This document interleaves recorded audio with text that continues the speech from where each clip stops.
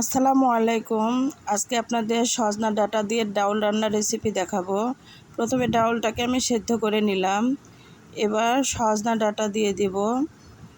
সজনা ডাঁটা দিয়ে ভালোভাবে ডাউলটাকে সেদ্ধ করে নিতে হবে। এই পানিতে ডাউল এবং সজনা ডাঁটা দুটোই সেদ্ধ হয়ে যাবে। লবণ এবং হলুদ দিয়ে নিলাম।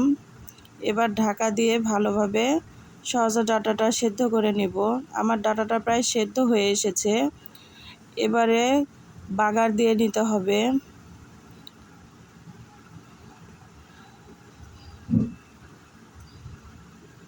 কড়াইয়ের মধ্যে তেল দিয়ে দিব।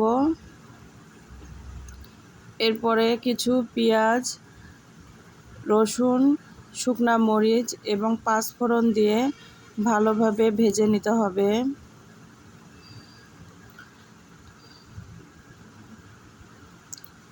সবগুলো যখন লাল লাল হয়ে ভাজা হয়ে যাবে, এবার ডাউলটা আমি দিয়ে দিব। বাস রেডি আমার সজনা ডাঁটা দিয়ে ডাউল।